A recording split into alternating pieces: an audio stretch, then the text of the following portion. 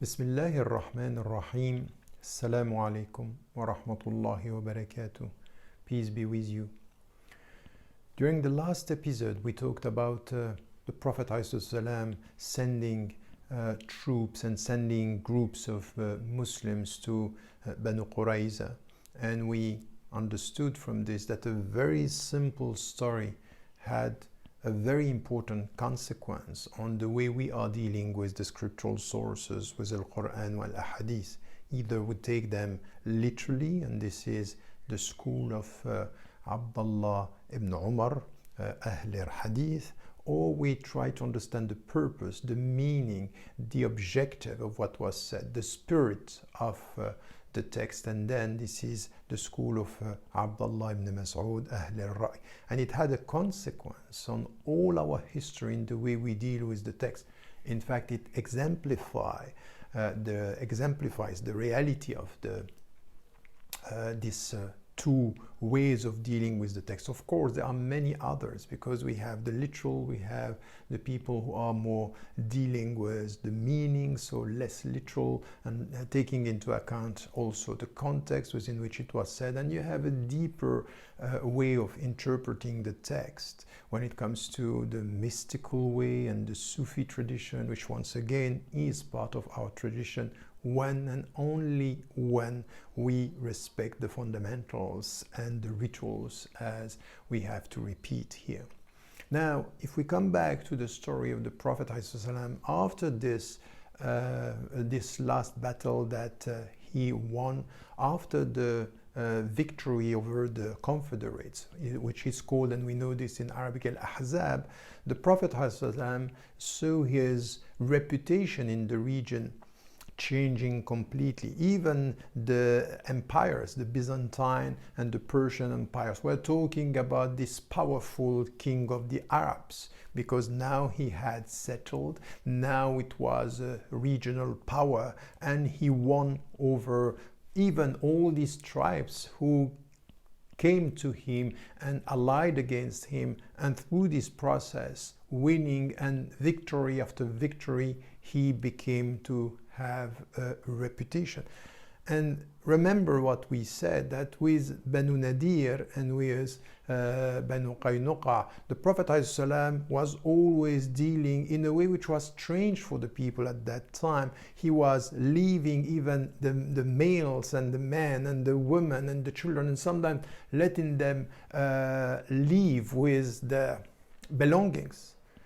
After Banu Qurayza, because the people, this was the third time that they were dealing with him and betraying the agreements and betraying the covenants, he said, that's not going to work like this, so I'm going to deal with you the way your scripture is dealing with betrayers of war. And he dealt with them in Banu Qurayza in such a way. So all the people were saying that the Prophet ﷺ was a killer, he was killing people. That's not at all true, because the way he dealt during his time was completely the opposite of that, to the point that he had to deal with their own load, say, okay, now it has to stop. And it stopped, by the way, because with this, he sent the message, we are not going to let it go. We are not going to accept this. So this is also a message which was important.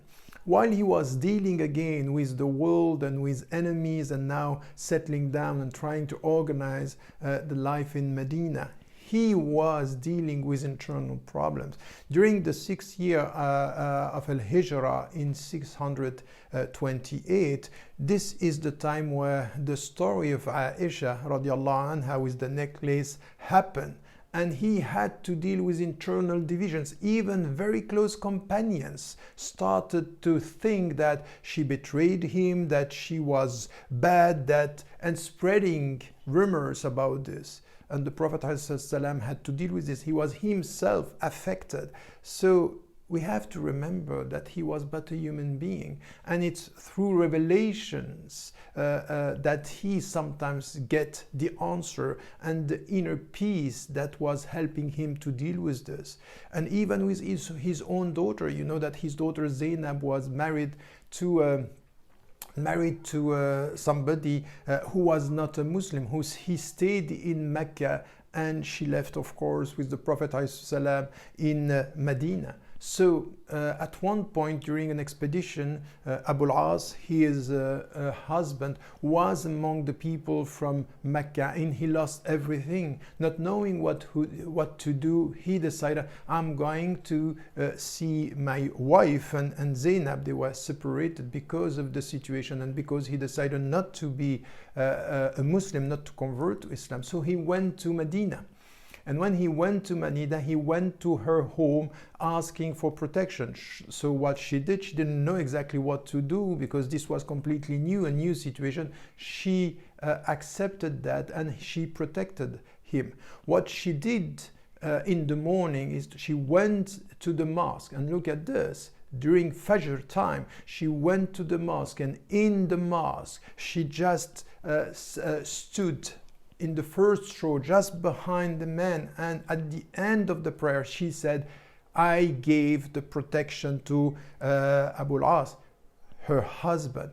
And the Prophet ﷺ, at the end of the prayer, asked all the people, have you heard what she said? And said, of course. And then this protection should be respected. Three things that we have here. A story that is a simple story within the community, dealing with his daughter and with the community, and having a problem here because now she's protecting someone who is perceived as an enemy. First, what we have to remember is that Zainab was always going to the mosque in the morning. It was not a male exclusive place as we have it today in so many countries. She was going, and in the same place, just behind the man, in the same space, she was there.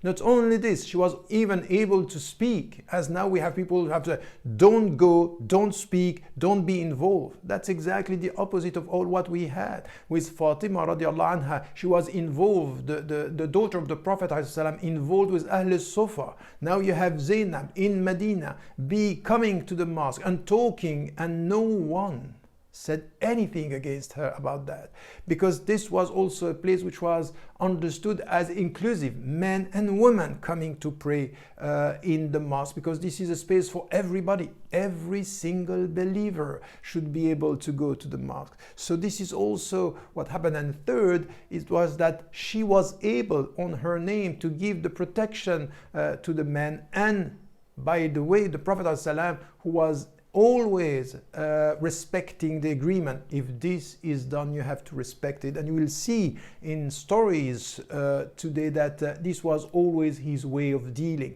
So if you look at this, he's dealing with all these problems and changing this, not only Medina, he's changing the whole region, he's changing the world, because it started to be known everywhere. And at the same time, the internal divisions could be the real weakness here. Real weakness, because we think about the power, we win against this one, but what if we lose against ourselves? That's also that وَاعْتَصِمُوا بِحَبْلِ اللَّهِ جَمِيعًا وَلَا تَفَرَّقُوا. You have to just stick to the rope of God, which is the Quran, and not to divide yourself. Unity here, it's also something which is a real Islamic principle. But once again, be careful. Unity doesn't mean uniformity. With the Prophet ﷺ, we had all these companions with different opinions, with different ways of looking at things, and still they were united out of this diversity. So diversity should be respected within unity, and not imposing in the name of unity uniformity. This is the weakness that we had in our history as Muslims, confusing the two terms and two notions, and also not respecting the diversity. By the way, scholars were, but the followers sometimes have some problem to do that. And they are saying about their leader or their scholar things that the scholars themselves don't say, don't even pronounce, don't even state. So we have to be cautious. The followers sometimes give us a wrong understanding of the scholars that they are following. Now, if we carry on the story here, is that the Prophet ﷺ had a dream.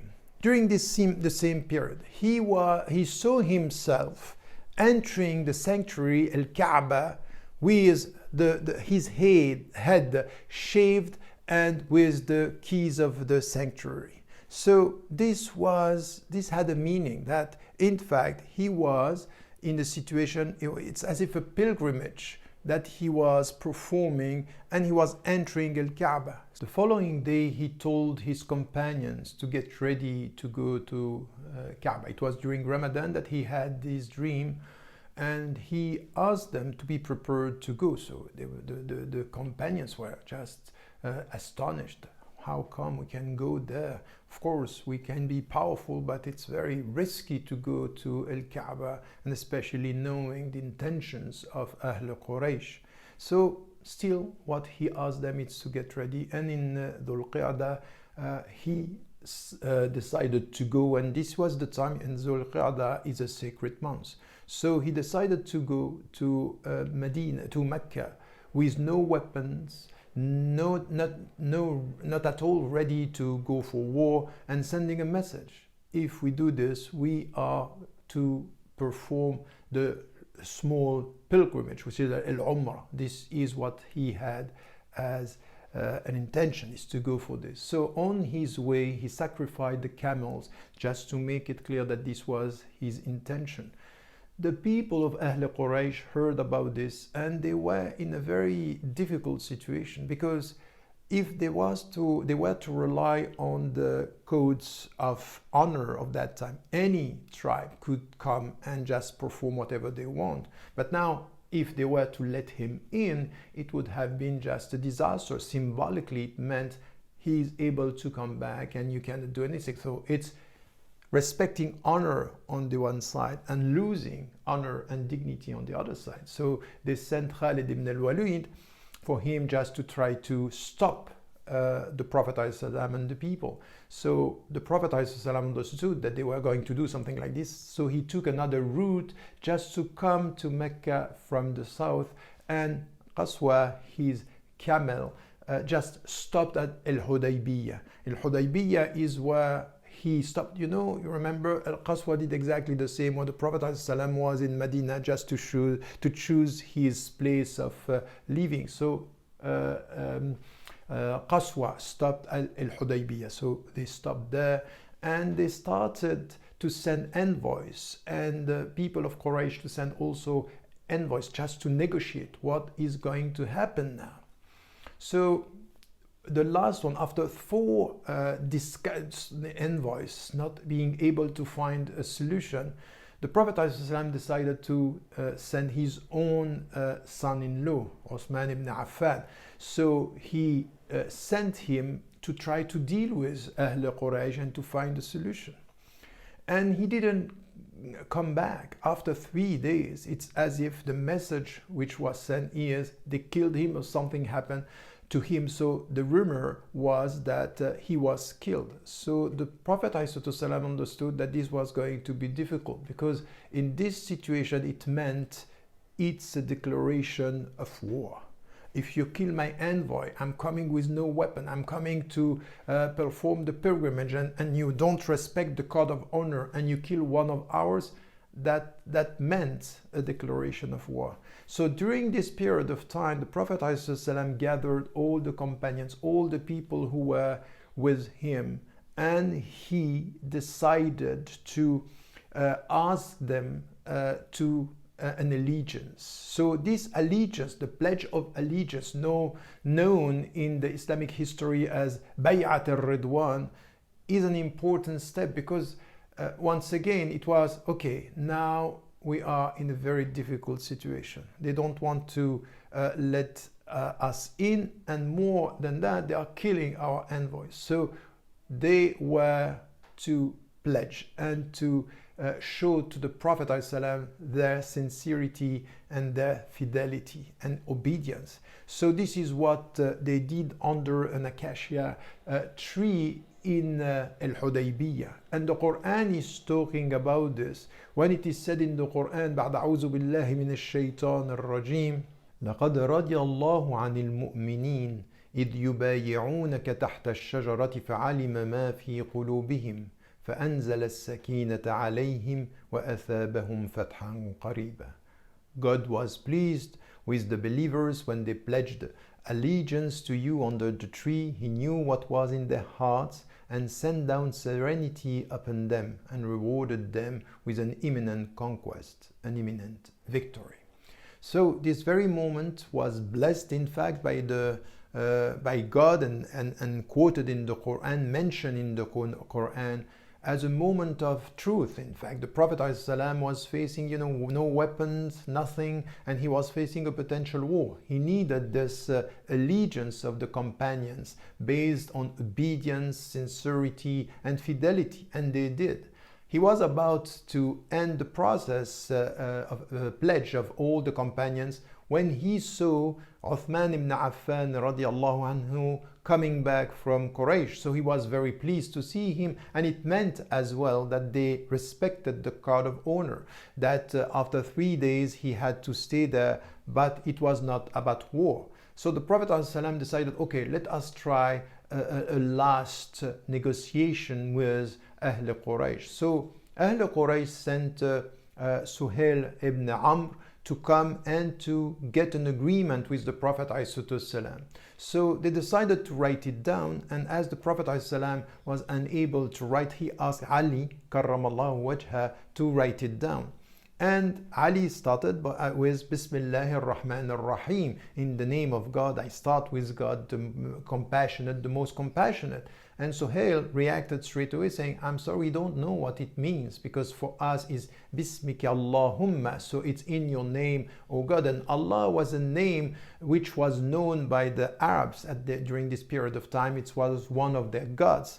So Ali karramallahu wajha didn't want to change, so the Prophet ﷺ told him, change this, you have to change it. And then he started by saying it's an agreement between Muhammad Rasulullah, Muhammad the messenger of God alayhi salatu wassalam. And Suhail stopped him again, saying, I'm sorry, for us you are not the messenger. If we have known you as the messenger, we would not have fought you.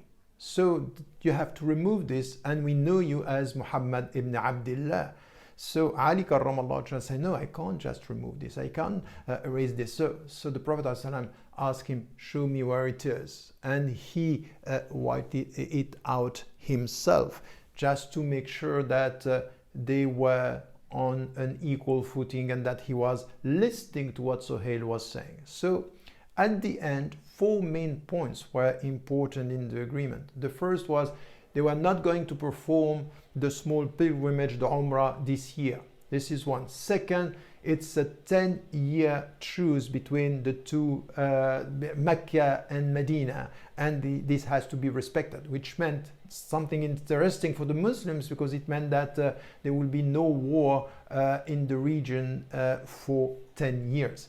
Plus, and this is the third point, all the tribes that had an agreement with any of the two parties should be included in the truce. And the last was that, and this was quite strange, if somebody was to leave Medina to go to Mecca, he can stay in Mecca. But if somebody was to leave from Mecca to Medina and to see the Muslims, he should be sent back to Mecca. So this was accepted by the Prophet ﷺ and all the companions. No one among them, yes, maybe Abu Bakr as-Siddiq, who accepted that straight away, and some that we don't know in the tradition, but the great majority, and the first one was Umar ibn al-Khattab, understood that this was a capitulation, that okay, we came all the way here to just perform the pilgrimage. We're not going to do this. It's 10 years truce, that's true, but at the same time, anyone who is coming to us, we have to send him back or send her back to Mecca. This is a defeat. This is not an agreement.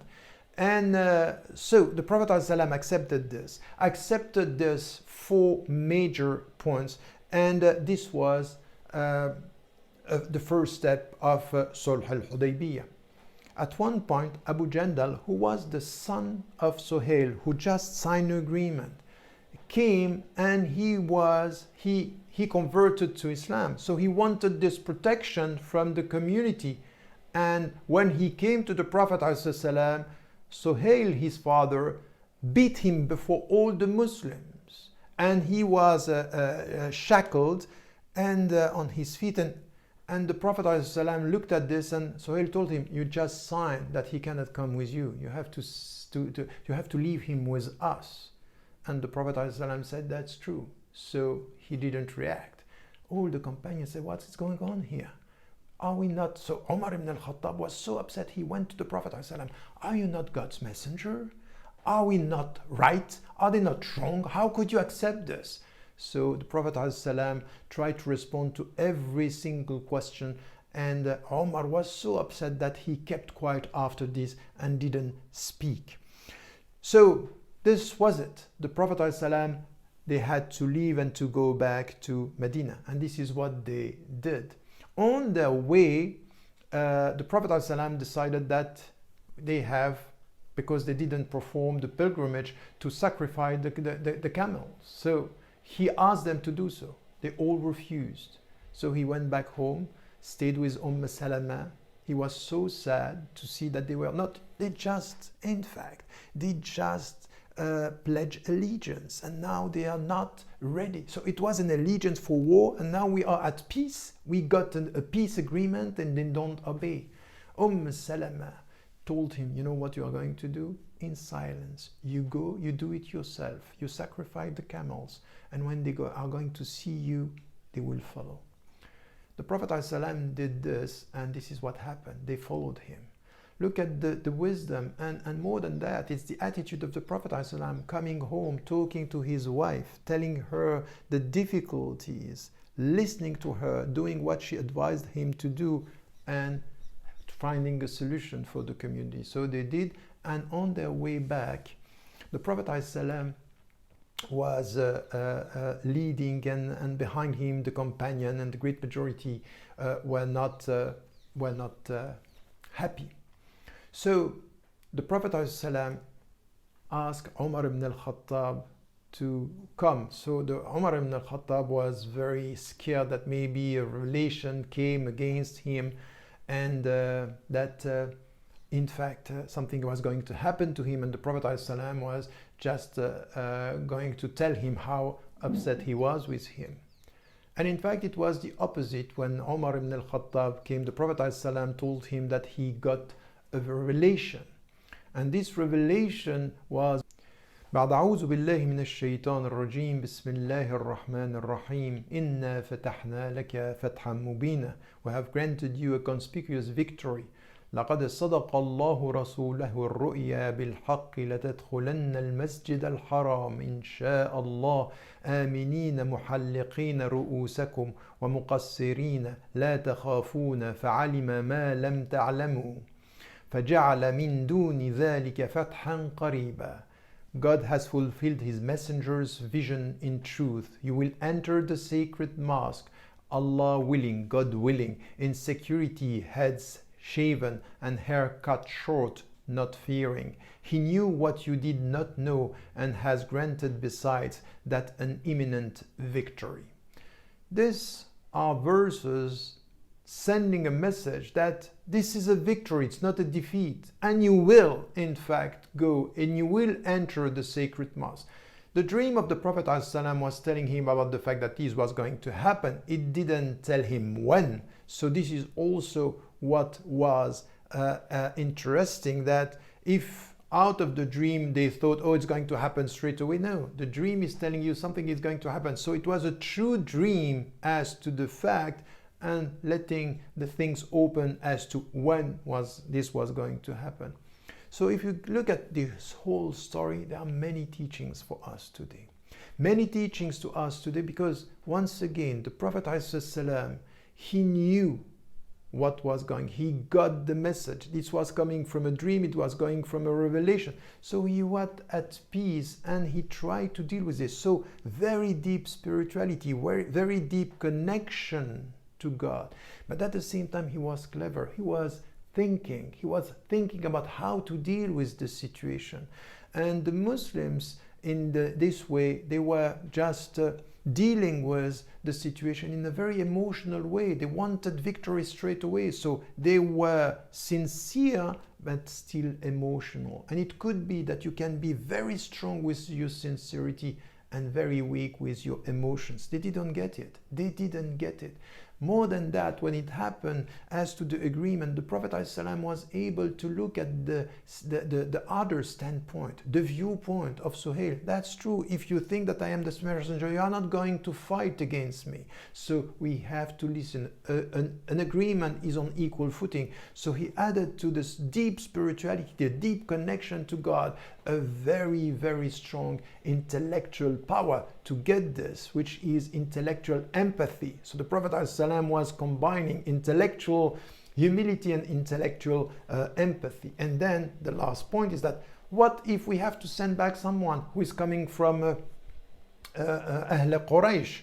We are not going to lose anything. And if someone is leaving us, it means that he is not one of us. So at the end of the day, we are not going to lose here. It's not a defeat. It's symbolically something that it's going to be on our advantage. And this is by what happened, by the way, with Abu Basir, who came from Mecca. He wanted to stay. The Prophet sent him back, and then he, in between Mecca and Medina, started to attack the caravans of the Meccan people. So at the end, say, okay, we stop with this point. We remove this from our agreement. So the Prophet ﷺ was able to deal with this adversity, with this attack in a way which was powerful. So yes, it was a victory. It was not a defeat. It was Fatham Mubin. It was the reality of a great victory. So, and we also have to get this, that the closest companion, except maybe Abu Bakr as-Siddiq, so who from the very beginning was very calm and listening to the Prophet ﷺ, even Umar ibn al-Khattab was so emotional about it. So he was blinded by his emotions. Once again, we will see this happen again when the Prophet ﷺ was to deal with some issues. The emotional weakness could get over your spiritual strength. And that's also something that we need to remember for us.